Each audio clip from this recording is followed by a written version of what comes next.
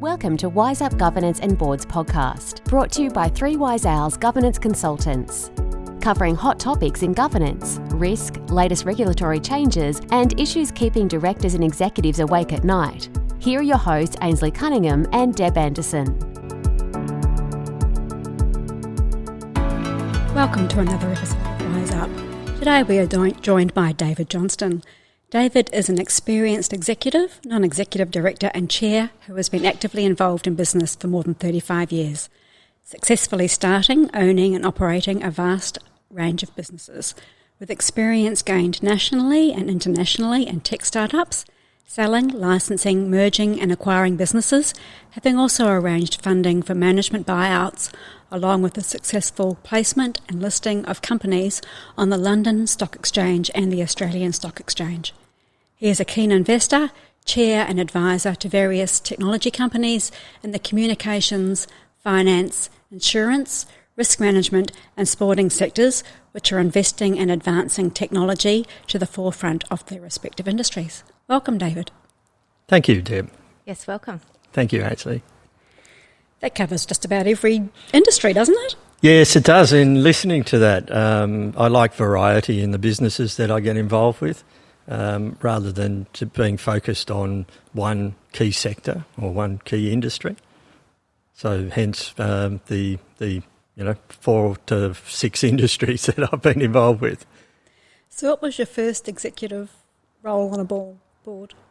My non-exec? A non-exec role. There was plenty of exec roles, from starting my own businesses. But really my first non-executive role was with a group out of New Zealand called Ginger Group, which was a financial services dealer group.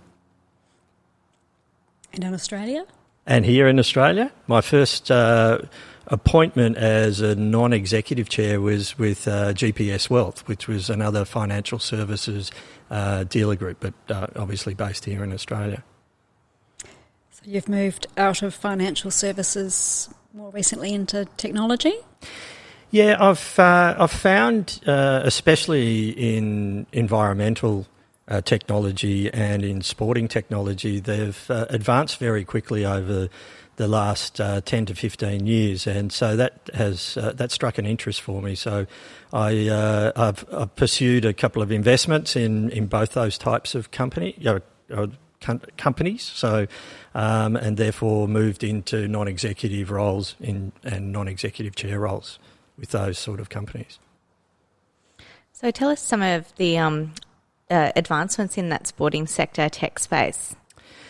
Well, really, it's the grassroots sports that really are challenged with being able to manage their administration because they're all there as volunteers, and you've got to find a technology that people who are not the best with technology can embrace, and that it's affordable for the clubs.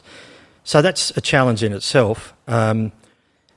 But the advancement really has been around managing the statistics, managing their communications with their members. And once you can get that communication right with your members, it kind of snowballs. You can get more and more members. So they're starting to really rely on apps and platforms to be able to manage both of those areas for them. And how are you finding the stakeholder engagement in that space? Are you finding that communities are really adopting that? Again, some communities are, and it really is sports-based around that. So probably the sports that have the hierarchy of professional type environment, professionals in their sport, they seem to adopt the technology a lot better than those kind of grassroots sports that don't necessarily have national teams and well-supported teams. So you're chair and NED of Envirosuite. Yes. Tell us a little bit about what they do and how you've sort of coped with COVID. Yeah, that's I could probably nearly write a book about Envirosuite. It started off as a group called Pacific Environment, which was the merging of 3 to 4 environmental consulting firms, and then they listed on the ASX. They didn't do terribly well as a listed company on the ASX. Then they decided that they needed to do further mergers and acquisitions. So I got involved with the business to assist them to do that, but from a non-executive director level. It came very clear that they had this excellent piece of technology, which was effectively around air quality monitoring. And there was a desire in the business to grow that into a global business, but we had this consulting firm that was driving most of the revenues. So we finally made a decision to divest ourselves of the consulting business, and that was a national consulting business, and then focus on building out the technology. So we spent 2 years developing the technology, testing it worldwide, mainly in mines and wastewater treatment plants, and it was becoming quite successful. So we went out and raised some more capital. Along the way, we got involved with a group called Bell Potters out of Melbourne, who assisted us with I suppose at that point our second largest capital raise. And then we went out and acquired another business, one of our competitors in Canada, called Odotech, and rolled that into our business. And with that came some really good clients. So we just continually developing the technology out, listening to the customer base, understanding what solutions they needed for their businesses. We grew that business from, after we divested ourselves of the consulting firm, from 1.5 million in annual reoccurring revenue to the next year to 3 million, to the following year 6 million, and then a target for this year was 12 million in reoccurring revenue. Mm-hmm. So some heighty goals there. Very challenging when you're trying to do that throughout the world with only 60 people in about 8 different countries. And then we came across a group who we'd had a chat to a couple of years ago in October of last year. And that business is called EMS. It's about a 30-year-old business that had been focused in noise and vibration monitoring. Their noise monitoring is predominantly in airports, and so they're in 200 airports throughout the world. They're probably the largest monitoring group in the world. So we thought, well, we can bring these two businesses together. So in November last year, in 2019, we started the process of, after we'd negotiated the deal, the due diligence and trying to finish the transaction before Christmas. We couldn't finish the transaction before Christmas. It's just too difficult, too short a time frame. So we reset for a couple of weeks, and then we settled on that business on February the 28th, 2020.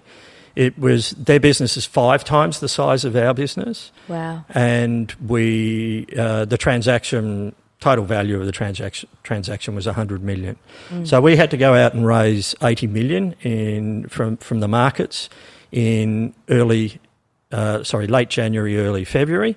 That was we were very successful and oversubscribed for that, but it was a significant challenge because we could see the headwinds of COVID-19 coming at that point in time. Markets were under pressure, but we had a very good investor base that were supportive.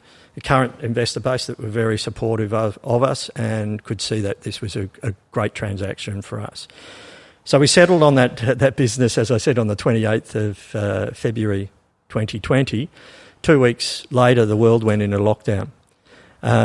We had to integrate those two businesses, EVS, Envirosuite, and EMS, virtually via Zoom.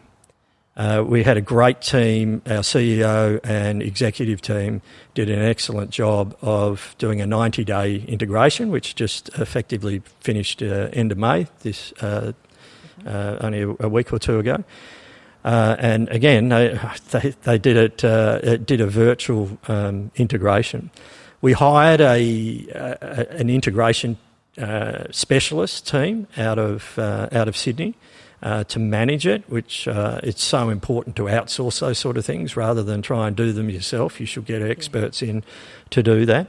That allowed us to move very swiftly and for our team to be more focused on the operations rather than the integration of the operations. So we were successful with that. And now we sit as just a market cap of over 200 million, and we were just were entered into the All Ords last week, so in the top 500 companies. So it's been quite a journey for 6 years. I started off as an non-executive director there, and then moved into the chair about 3 years ago. And how are you finding, it's maybe too early to tell, but now that the dust settled on the integration side of it, are you finding there's some synergies there that you anticipated yet, or is it too soon to tell? There is some synergies. We did a cost out program where we took $11 million out of the combined businesses, and then there'll be further cost savings going forward. Unfortunately, some of those were staff that were duplicated, but it wasn't only staff; it was systems and processes as well that were duplicated. I think quite a few businesses have had to, unfortunately, lay off staff because of COVID anyway. So when you're trying to integrate two businesses at that time, it makes it even more challenging, doesn't it? Yes, it did. The management have done a really good job with that. We again outsourced HR so that we, at that point, had an HR consulting firm come to us and assist us in that process so that we'd dot all the I's and cross all the T's. Because the business now is effectively in 200. There's 250 employees. We're in 11 countries across the world, so we're truly a global business, and we're very excited about our future.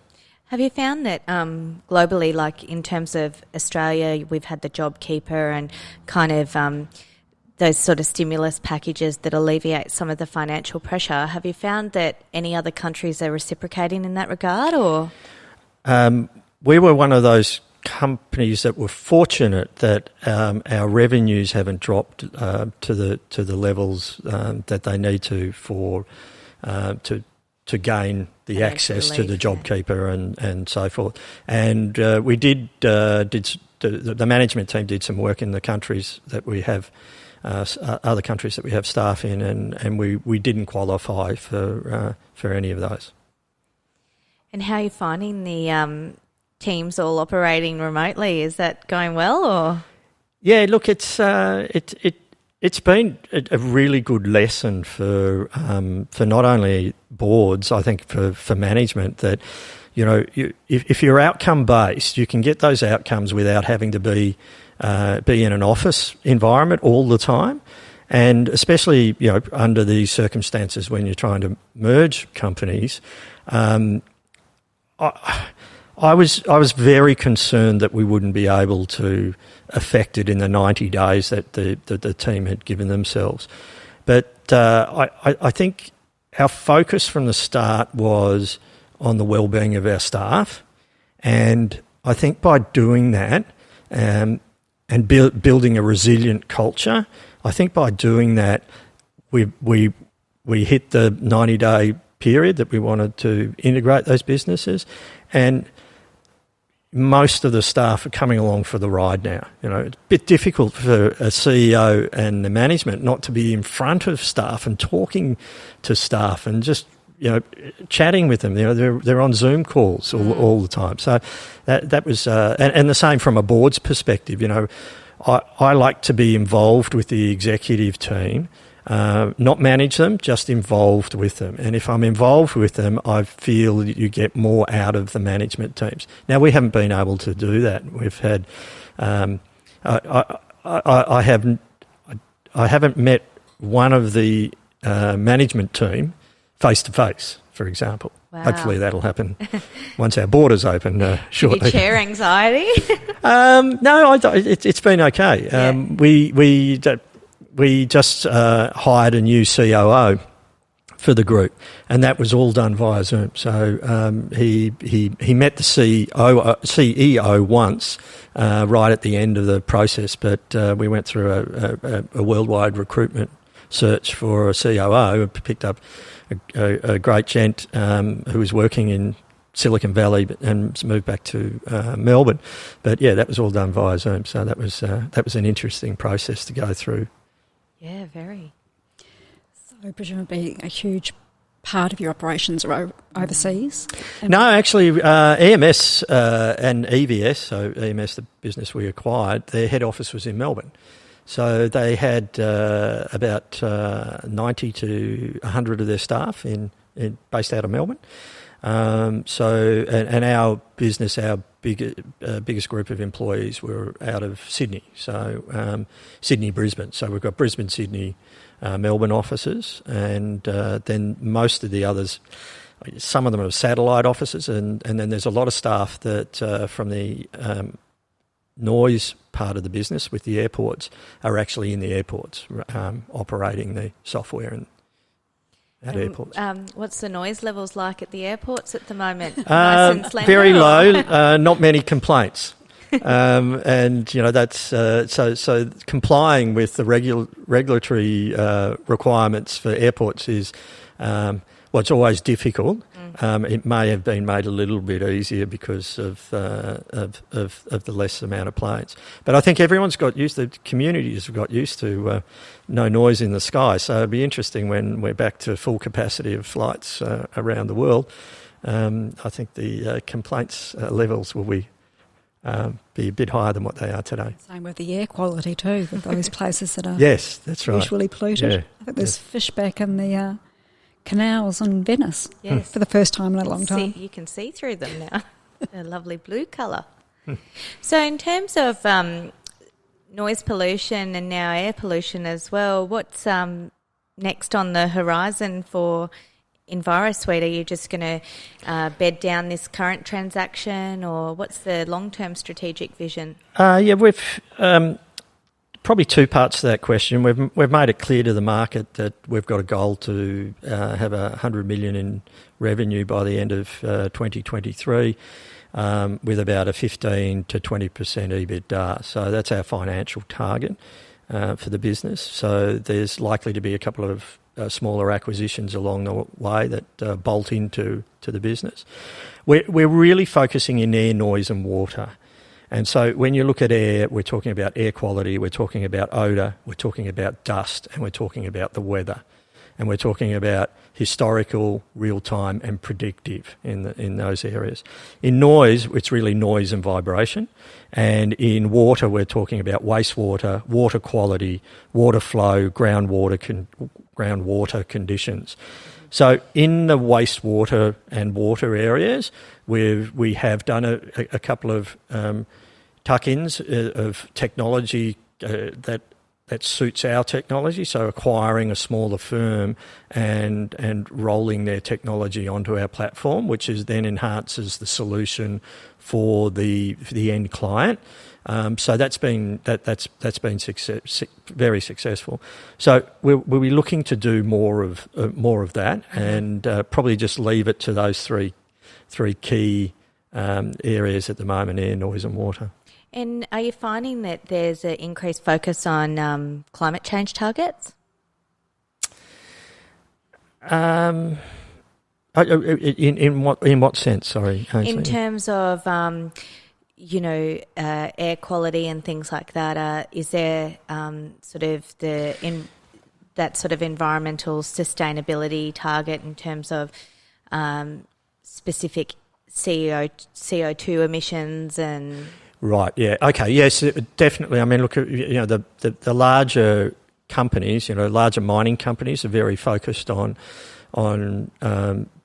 assisting the communities and making sure they're complying with the regulations, and that's worldwide. And they've been on had that focus for many years. So we assist them in those areas and getting them more engaged with the communities on the practices that they're deploying, so that they can manage the air quality and manage when their mines are blasting or so forth. So. Yeah, I think because there's been such an increased focus for so long from the United Nations, etc., and with sustainability targets set many years ago, companies have had to be, some of them have had to be dragged along kicking and screaming for the ride, where they haven't wanted to be an early adopter of carbon reporting or... Yeah, there's certainly some companies like that. I think a lot of the companies we work with have that social license, and they truly want to make sure that they are engaging with their communities. They're employing people from those communities, and they're also got regulatory pressure to make sure that they do the right thing in those communities. So I think that assists in climate change, or will assist with climate change. So with the recent volatility in the stock markets, how has EVS performed? Oh, look, I think that the markets are looking at us as a wait and see. I mean, we did buy a business that it was its major source of revenue was from airports, and then we went into COVID lockdown worldwide. I must say that our clients are the airports who are still operating and still need our software to monitor noise and vibration, but they're not the airlines. So they're monitoring the airlines, and obviously most airports around the world are still open.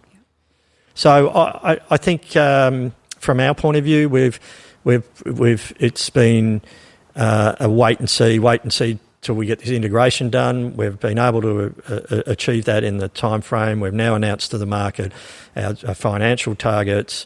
We're talking about being cash flow break even or cash flow positive by June 2021.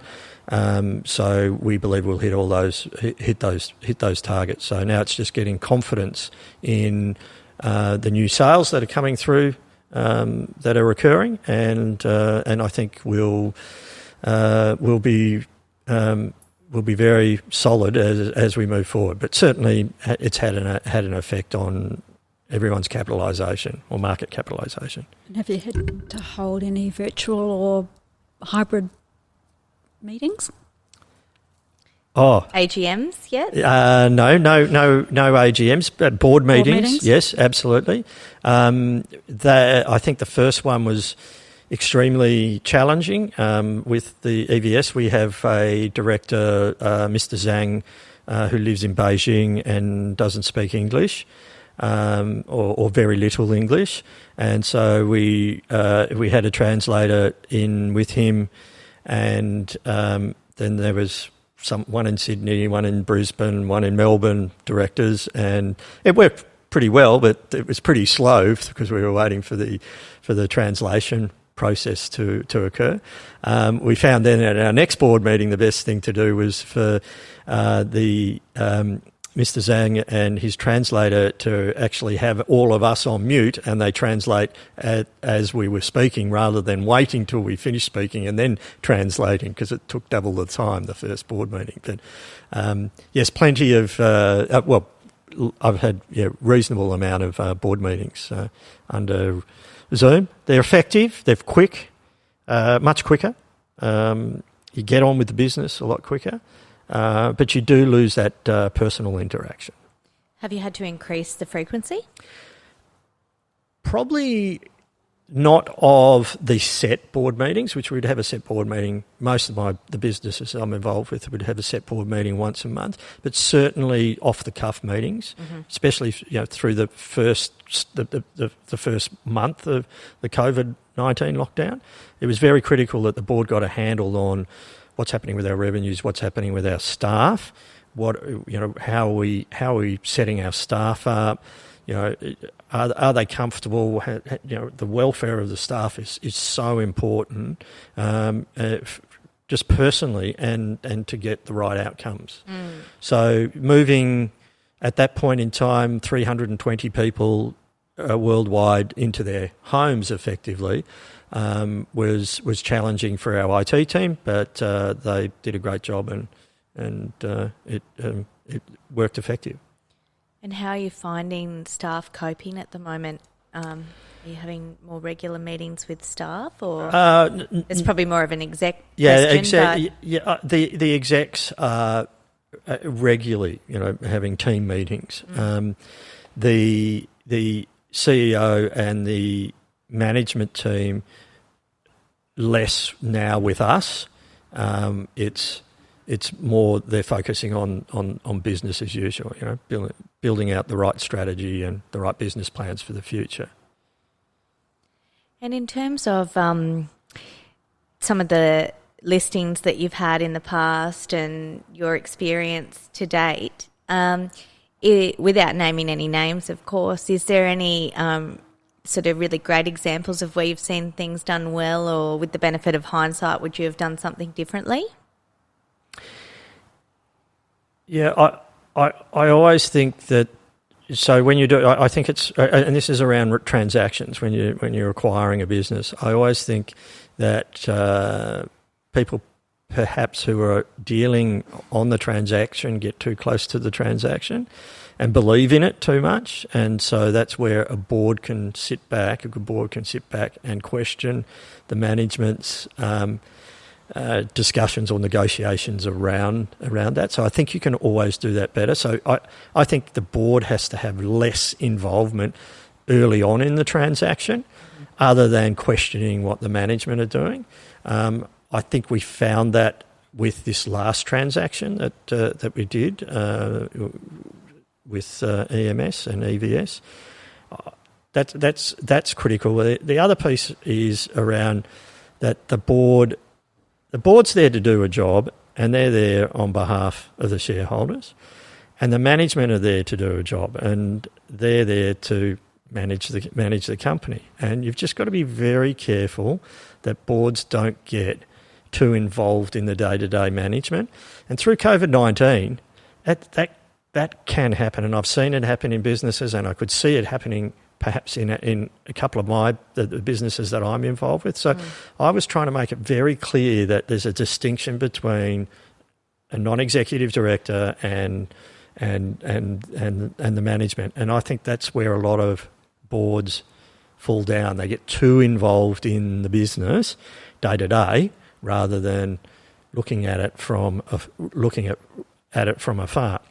However, the CEO and the chairman, their relationship is extremely important. I mean, a lot of people say, you can be friendly, but you can't be friends with CEO. I don't really believe in that. I think you can be friends. You don't have to be the best friends, but you've got to be friends. You've got to work together, and especially through these times like COVID-19. So having a really good relationship with the CEO is important. I don't think you should be too far apart, which in my experience, some chairs can be well divorced from the management and the CEO. And it's really about strengthening that relationship to have respectful challenge between each other, really, isn't it? It's the conduit between board and management. Yeah. Especially in these challenging times, the execs rely on the experience of the board. Yeah, to guide them, mentor them, and steer the ship from afar. Right? They get too involved in the weeds. That they can't get out of the weeds because they're focused on the business, and whether to just kind of question, well, is there a better way to do that? Can we help you do this? In our experience, we've done this in the past. And I think too, the bigger the company and the more they grow and scale, the larger the gap grows. It's sort of where businesses are a lot earlier in their life cycle, or they might be a lot smaller in size, that there might be more involvement from, say, an advisory board perspective, where you might just have a founding director and you're not really of the size yet that you have a full implemented management team. So there is kind of that pilot board scenario earlier on in the life cycle of a business. Do you find that? Yeah, it's a real challenge for businesses, whether they're fast growing or medium or slow growing, that when they get to a certain size, it's generally the founder or a couple of founders and a couple of key people that have been able to build the business to a certain level, and then they look around and go, okay, well, should we be getting some outside advisory help if they haven't already done that from a board advisory point of view? And now we're being told we need to put in all this corporate governance, and now we're being told we need boards and all of that. And that's a really challenging thing for a business. And I suppose, to coin a phrase I use, it's corporatising the business. And that's really one of the biggest challenges I think businesses find, jumping over from being an entrepreneurial founder's business to now a business that requires a level of corporate governance and a level of strategic output and input from a board.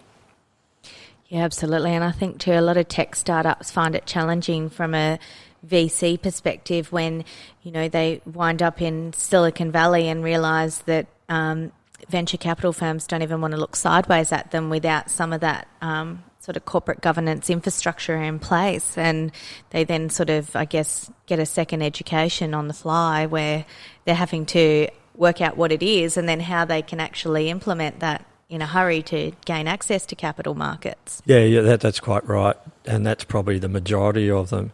The sports technology group that I'm involved with, the two founders from probably the start realised that they needed to bring in a level of corporate governance, a level of board advisory, and were very open to it. So there's a percentage that know that will be helpful to them rather than a hindrance to them. The real don't know what you don't know scenario. Yeah. So ASIC last week came out with a new information sheet around executive variable pay. Obviously, with COVID, it's one of their focuses. They're looking at, obviously lost employees losing their jobs, costs are down, revenue's down, trying to revisit that variable component of executives, trying to keep the executives engaged. How are your remuneration committee sort of looking at that?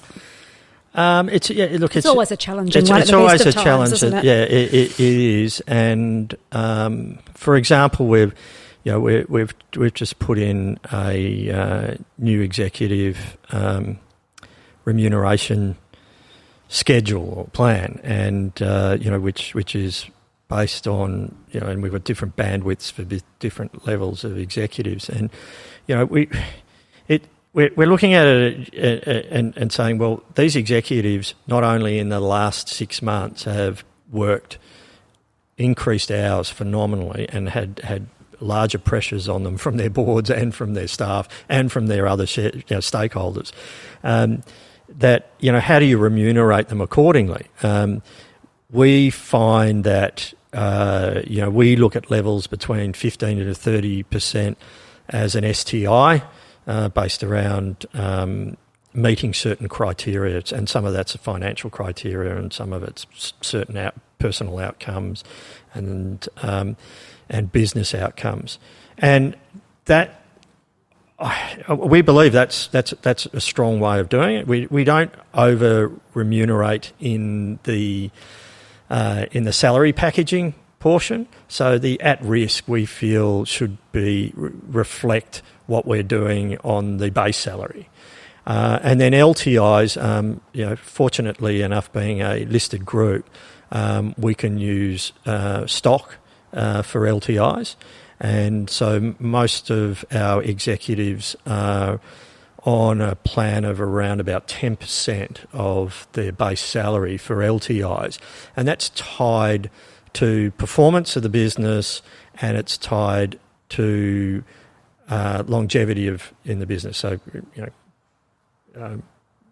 handcuffing them to the business effectively, so staying for a couple of years, because you need that continuity in your executive team. So hopefully they'll sit within the new ASIC requirements.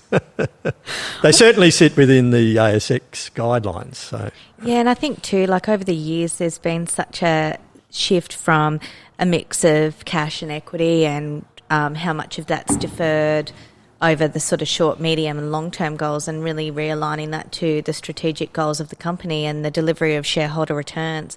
And when you do have those long-term incentive plans, if they're performance rights or performance-based share plans, it really does sort of help the executives have some skin in the game and help shareholders actually make sure that there's the retention of the talent and also the delivery on returns for them as well. Yes.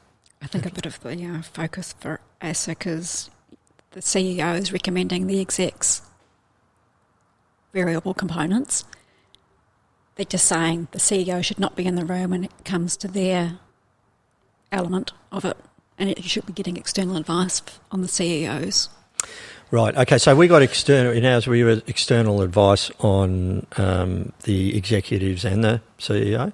The CEO was involved in building out the plan for the executives, and our CEO is on a different LTI to the other executives. He's on the same STIs, but or will be on the same STIs.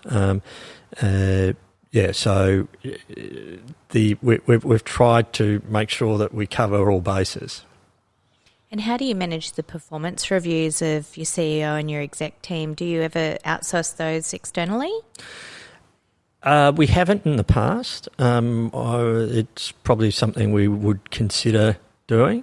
I think there's got to be an element of involvement from the board, absolutely, because they know the business and they know the person in the business. So unless you're very descriptive around what the KPIs are of the CEO, I think it's more challenging to outsource it. Yeah, and also the board know the level of achievement that they're expecting from the exec team, and I guess if that's communicated early on, there's that sort of, feedback loop there as well to make sure that if they're not adhering to the level of performance that's expected of them, then it's remunerated fairly.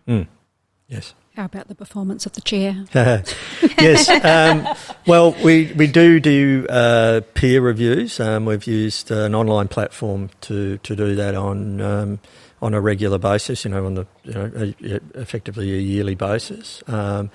We then discuss that obviously as a board. So we do it on the executive team on us as a board, and the board itself on the board. So we do follow that process.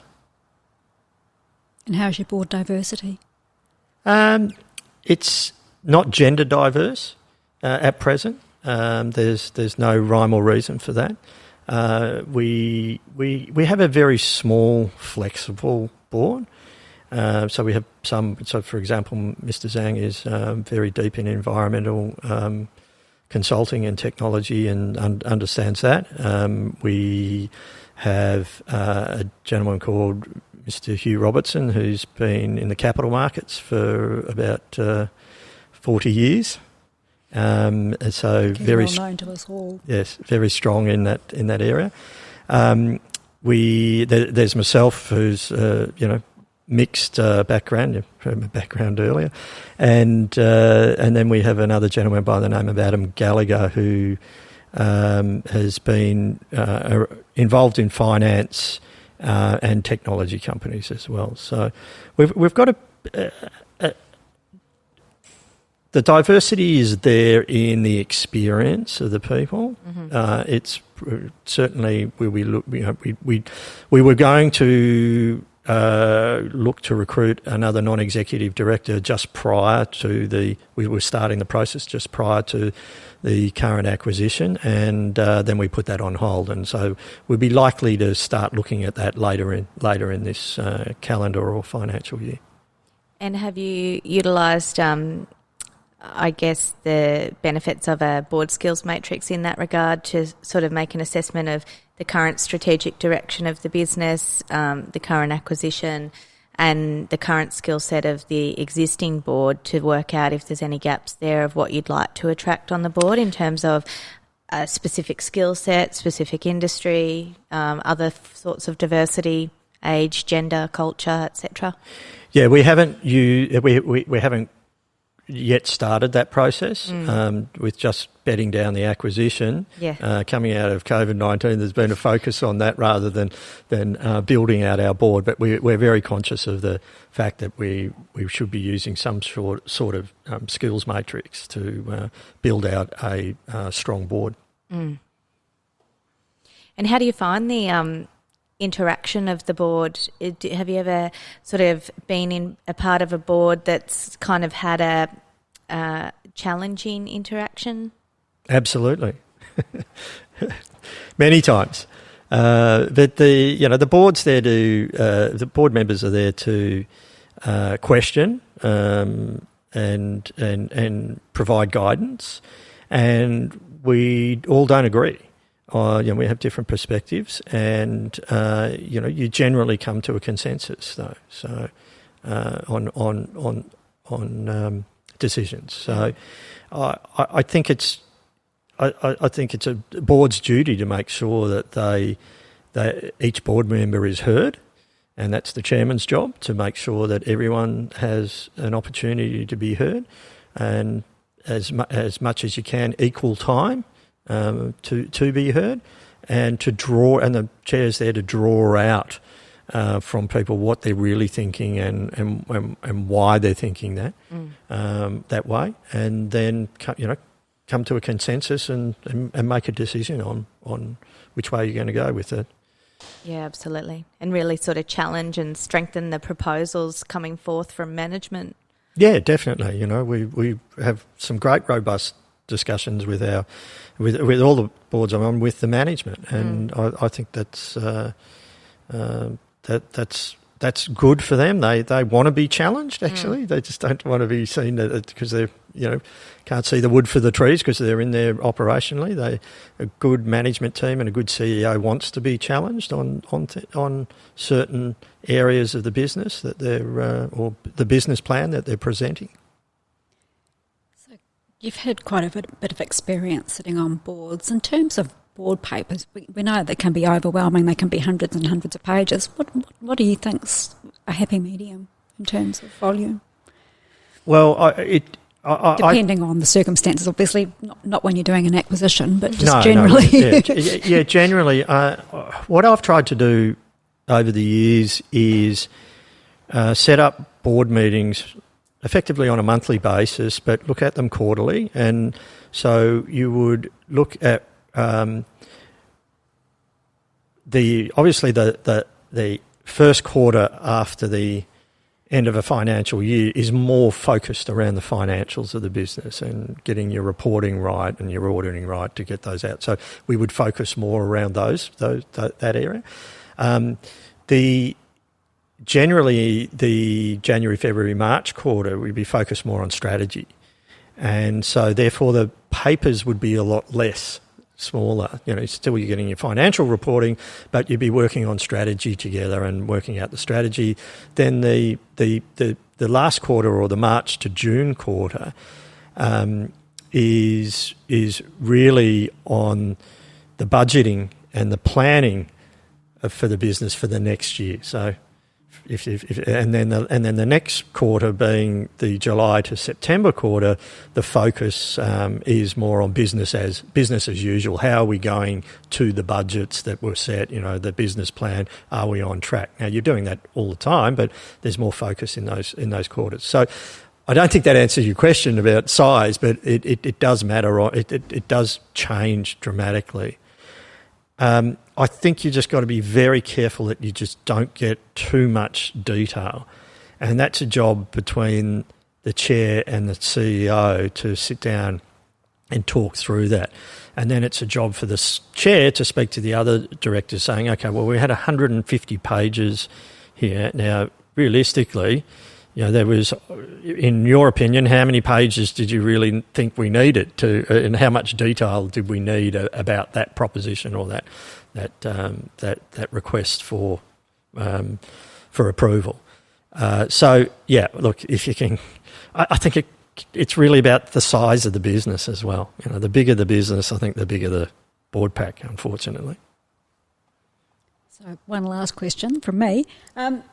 With EVS and EMS coming together, how did that work culturally?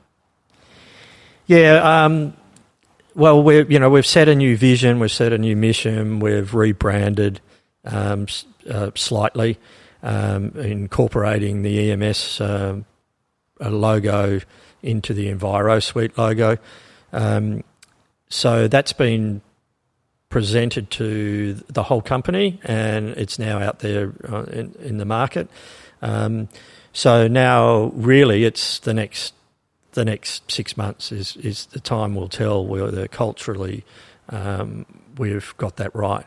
It's been quite difficult with them not being together and not even being able to get the management teams together to build out that strategy. That's been hard. But I really, truly believe that you've got to build a resilient culture these days. It's got to be truly resilient. Who could have seen a pandemic coming, right? So when it's resilient, you need a risk-based approach to that. You need detailed business plans. You need a strong, robust strategy to do that. And I think out of that, you'll build a resilient culture. And culture's they say from top down, but I think it comes from bottom up as well. It comes from your staff loving and being passionate about what you do, what they do, and what we do for communities and what we do globally for the environment. Yeah, it's really getting that buy-in to the ultimate purpose and vision of the business, isn't it? Yes, it is. Yeah. The alignment between all stakeholders. All right, I think we've come to the end of what we've got time for today. So thank you so much, David, for joining us on Wise Up. It's been really great to hear about the journey that you've had so far, and really excited to follow the journey going forward for EMS and EVS. Thanks, Ainslie, and thanks, Deb. Thanks, David. That's all for today. Until next time, happy podcasting. And remember, if you're enjoying the show, check out our other episodes and all things governance at www.3wiseowls.com.au.